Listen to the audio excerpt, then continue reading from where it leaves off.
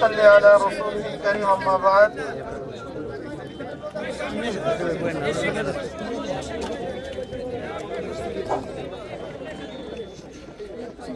بسم الله الرحمن الرحيم وتلك الأيام نداولها بين الناس شهد رشد اللهم صل على حبيبنا مولانا محمد صلى الله عليه وعلى آله وأصحابه وبارك وسلم। আপনারা জানেন স্বৈরাচারী শেখ হাসিনার পতনের দাবিতে যে আন্দোলন হয়েছে, সেই আন্দোলনে বহুত মানুষ জীবন বিসর্জন করেছে, বহুত মানুষ গুলিবিদ্ধ হয়েছে, বহুত মানুষ আহত হয়েছে, বহুত মায়ের বুক খালি হয়েছে, বহুত বোন বিধবা হয়েছে, বহুত বাচ্চা এতিম হয়েছে। আজকে হসপিটালগুলিতে মানুষের অবস্থা দেখলে সহ্য করা যায় না। আমরা আগেই জেনেছি এই কবরস্থানে বহুত লোককে দাপন করা হয়েছে, তাদের ওয়ারিশরা পর্যন্ত পরিচয় দিতে পারে নাই, ভয়ে বেওয়ারিশ লাশ হিসাবে তাদেরকে দাপন করা হয়েছে।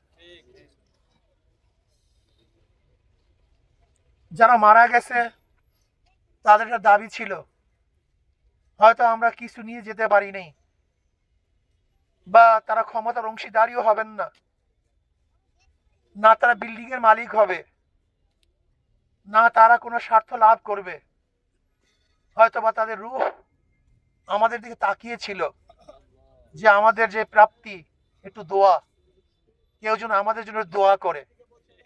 আমরা মনে হয় যেন তাদের সেই রুহের আর্তনাদ থেকেই আমাদেরকেও এখানে আসতে বাধ্য করেছে। আমরা এখানে এসেছি কেন? এখানে আমাদের কোনো স্বার্থ নাই, তাদের থেকে কিছু পাবো এরকম কোনো চিন্তা আমাদের মধ্যে নাই। আমরা এসেছি বিনা স্বার্থে তাদের জন্য দোয়া করার জন্য। তারা যেরকম বিনা স্বার্থে দুনিয়ার থেকে বিদায় হয়ে গেছে, আমরা বিনা স্বার্থে তাদের জন্য দোয়া করার জন্য আসছি। আল্লাহ যেন এই জগতে হয়তো বা তারা ভালো থাকতে পারে নাই, ওই জগতে যেন আল্লাহ তাদেরকে ভালো রাখে। এই জগতে হয়তো তারা বিল্ডিং এর মালিক হতে পারে নাই, আল্লাহ যেন ওই জগতে তাদেরকে জান্নাতের মালিক বানিয়ে দেন। এই জগতে তারা শান্তি করতে পারে নাই, আল্লাহ যেন ওই জগতে তাদেরকে শান্তির ব্যবস্থা করে দেন, স্থায়ী শান্তির ব্যবস্থা করে দেন।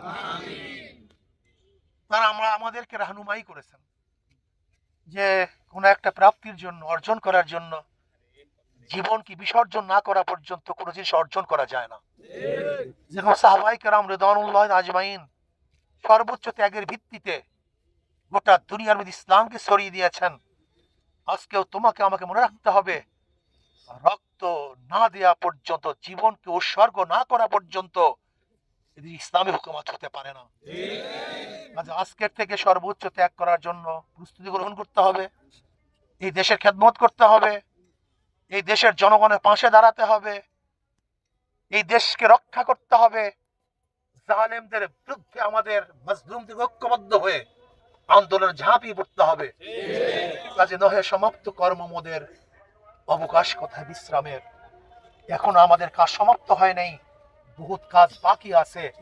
সেই কাজগুলিকে আঞ্জাম দেওয়ার জন্য আমাদেরকে অবশ্যই সজাগ থাকতে হবে, জাগ্রত থাকতে হবে, ধমনীর মধ্যে রক্তকে আরো বেশি লালন করতে হবে।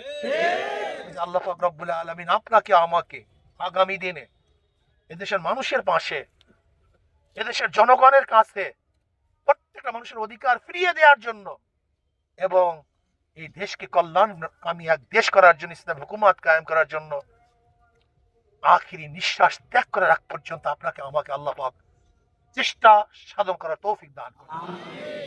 আর আগামীকাল আলহামদুলিল্লাহ আপনারা জেনেছেন বাইতুল মুকাররমের উত্তর গেটে বিকাল 3টায় ইনশাআল্লাহ আমাদের ওখানে একত্রিত হব, জনসভা হবে। আগামী দেশ কিভাবে পরিচালিত হবে, নতুন সরকারকে আমরা কি বার্তা প্রদান করব, সেই বিষয় ইনশাআল্লাহ আমরা সেখানে আলোচনা করব। সেই সম্মেলনে আপনাকে আমাকে সবাইকে উপস্থিত হওয়ার আল্লাহ পাক তৌফিক দান করুন। আল্লাহুম্মা আমিন। সূরা ফাতিহা সূরা ফাতিহা ربنا ظلمنا انفسنا وان لم تغفر لنا وترحمنا لنكونن من الخاسرين। আল্লাহ আমাদের সবাইকে দেশের কল্যাণের জন্য, ইসলামের জন্য কাজ করার তৌফিক দান করেন, সর্বোচ্চ ত্যাগ করার তৌফিক দান করেন। যারা মৃত্যুবরণ করছে তাদের কবর আযাবকে মাফ করে দেন, আমাকে জান্নাতের বাগিচা বানায় দেন।